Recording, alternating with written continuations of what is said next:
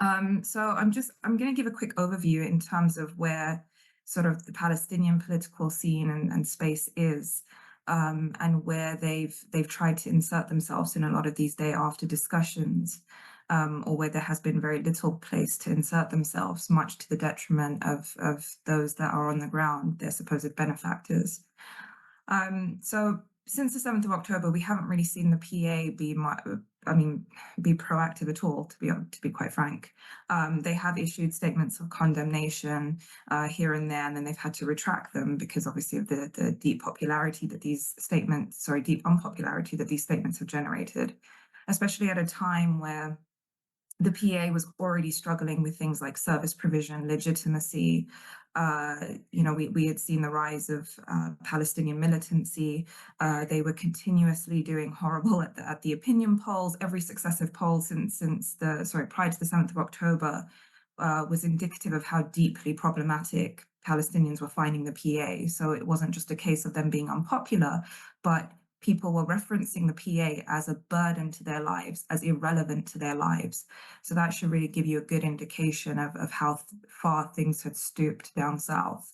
And then the 7th of October came along, and we saw places like the West Bank, never mind the humanitarian catastrophe unfolding in Gaza, but even in places like the West Bank, that had nothing to do with the events of the 7th of October, subject to what was effectively an economic siege, where we saw restrictions on the freedom of movement, where we saw the Israelis erect makeshift checkpoints and barriers that effectively cut off the PA's administrative center, Ramallah, from the northern West Bank. Now, we still don't know how much in terms of economic damage that has actually done, simply because, again, there are still limitations on movement, which has made it much more difficult for not only human rights organizations to get into areas like Area C and B to sort of document a lot of the ongoing violence that we've seen has displaced something like 15 Palestinian communities already. But more importantly, even researchers like myself, are not able to access a lot of different localities to really assess the significant macro damage that has been done to Palestinian society, whether that's economically, socially, and politically. What we have seen in that time is a rise again in militancy. So prior to the 7th of October, we had been surveying a lot of these armed groups that had propped up. And at the time, places like the northern West Bank, Jenin, Nablus, Jericho, these were considered the major flashpoints, but nothing else really. Militancy wasn't a huge significant problem, despite what the Israelis and PA, due to their own self-interest, by the way, each had an interest in ramping up the threat of militancy at the time. But there really wasn't a significant problem when it came to law and order. That has very much changed since the 7th of October. So in September, these groups had pretty much been dismantled. A lot of these localities, life was very, very quiet, but a lot of that had to do with the breakdown in terms of the personal sense of security coming from frequent Israeli search and arrest operations and settler violence. But it really had nothing to do with intra-Palestinian violence. And that is still the case today, except the difference now is that the search and arrest operations and raids have seen a significant uptick, which has meant that places like Jenin, places like Tulkarm, and now places like Tubas even, Tubas, where you never had an issue when it came to clashes or militancy, these localities have effectively been razed from the ground up. The same images of destruction that we've seen in Gaza, obviously on a much smaller scale now, have made these areas completely unlivable. People are looking to leave, but they have nowhere to leave to. Neighboring towns and villages don't want them, simply because they're worried that if these people from Jenin camp relocate to any neighboring town, they'll bring the Israelis along with them, and then that will kind of, start to seep further destruction across. So these people have been left in incredibly precarious situations, financially destitute. You've had civic infrastructure near destroyed. Cultural centers, which used to be a form of civic expressions of discontent, have been targeted consistently. And so it really has left people there with no room to breathe, no room to really assess, renew, Things are incredibly suffocating. The sentiments that we were hearing before the 7th of October have only just gotten so much worse since then. And again, you have the PA that has been pretty much absent in that time. I think their approach to Gaza has been, I think many Palestinians would describe as abhorrent, where the PA had refused really to take much in terms of diplomatic steps to try and push for a ceasefire, even to try and help with aid efforts. We were hearing from regional mediators that when it came to trying to push for a ceasefire, it wasn't that the PA didn't get an invite to the table. They just refused to come. The only people they wanted to talk to were the Americans. We have the additional problem that Israel has obviously failed to qualify its military objective in Gaza, which means that it has not been successful in dislodging Hamas, neither in Gaza nor in the West Bank.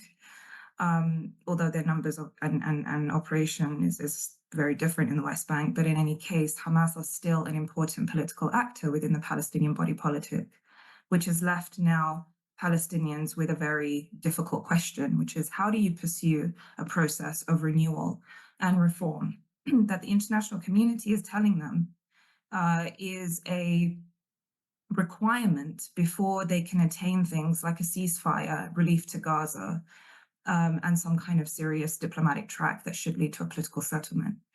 I mean, there are two things wrong with that. First of all, Hamas is now an international pariah, so it puts Palestinians in a very difficult situation, especially given that Western states do not want to relinquish their no contact policy. But at the same time, Hamas isn't going anywhere, and it has made it very clear that it will not allow for any kind of reform of the PA or PLO without some part in that process that it is allowed to play. It wants a position within the PLO. It wants a say in broader Palestinian politics, not so much governance, but broader Palestinian politics. But that still means that any reform of the PA and in any type of conversation about governance, even in if we think about post-war governance in Gaza, Hamas needs to at least consent to any arrangement.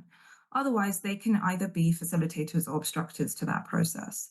I think the recent cabinet reshuffle is a very good example of that, but it also shows the precarious situation that Hamas is under because it's not able to capitalize on its newfound popularity and monopolize the political scene, but at the same time, it has tried to find a compromise. It agreed to a cabinet reshuffle, but now what is preventing the next step is the fact that Hamas are not happy that Mahmoud Abbas remains head of state, and really he hasn't actually devolved any power to this new cabinet. So now there is an internal dispute about where power should actually be devolved. Is it amongst the factions themselves? Should they have the deciding, decision over how this cabinet is formed, who is composed of, and how that process of renewal continues to move forward, or should it be deferred to the PLO Executive Committee? So these are some of the internal political discussions that are being had. At the same time, it seems like the international community is so far removed from these discussions, and now we're starting to see something of a bit of a schism now between the idea of reinstating a PA technocratic, securitized, at least in the American sense, a technocratic, securitized governing administration in Gaza for the day after, or do they? For the sake of avoiding the murky issue of renewal, which means that they won't have to deal with the whole issue about how to incorporate an international pariah into the mix. Do they go for the bottom-up approach of state building, peace building, which is very similar to what the Israelis have been proposing, which is to allow administration to be run by tribal families and clans until something kind of organically props up from that process. How realistic that is, I think, is up for debate. How realistic any of these proposals for the day after are really, operationally speaking, viable. Again, I think many people have debunked a lot of these proposals that have been floating around. But I think the important thing to bear in mind here is that Palestinians have been very much left out of these discussions. When these initiatives are being formulated in these rooms, Palestinians aren't present. They are then handed these initiatives and they can either refuse them or be part of them, but they're not really part of any process of formulating these processes. And that has been very problematic simply because I mean, I recall at the start of the 7th of October onslaught, and this was kind of mid-October at this point, where there was already discussions around regime change. And we have been trying to highlight the difficulty, I mean, never mind the political problems of thinking that you can simply implement regime change from top down without any consultation with the benefactors on the ground, and without infusing them or whatever entity is to come next with any kind of political substance in the context of an ongoing military occupation that offers no future for a political settlement. Something that has really affected, by the way, the PA, not only the PA's legitimacy, but ability to govern in places like the West Bank, where we have seen that the issues that the PA has grappled with in the West Bank since May 2021 has been precisely that. It doesn't have the legitimacy to get people to listen to it, right? Especially when it comes to things like law and order. I mean, I remember when we were in the West Bank this was before the large raid in Jenin, this was back in March. And these young men that were part of the Lion's Den, part of the Jenin brigades, were telling us that if Abu Mazen picks up a phone and tells us to stop and put our weapons down, no one's going to listen to him. If it was Yasser Arafat, we certainly would. But someone like Abu Mazen, absolutely not.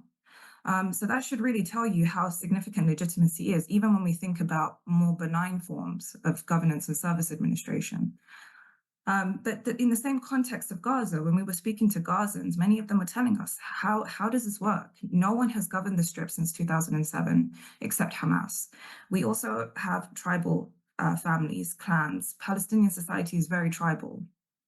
And no one has that kind of traction with them the way that Hamas does. Hamas has navigated that politics very well to the point where it's been able to utilize that sort of dynamic in its day-to-day governance in a way that no other faction or entity can, at least not in the near future.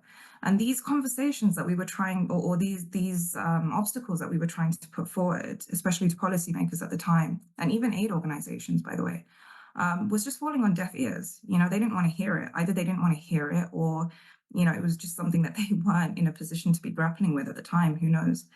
But, you know, these questions are now starting to come to the surface, as well as all the other kind of problematics surrounding the onslaught since the 7th. So when we think about Palestinian self-governance now, whether we're talking about the West Bank or Gaza, things are grim, things are incredibly bleak. And it's odd to say that things are even more uncertain today than they were at the start of the onslaught. And I think for many Palestinians, especially those in the occupied territories, that is where the real fear comes. It's not necessarily just from what is happening today, but more importantly, the uncertainty of what the end of this conflict or what the end of this current onslaught will bring.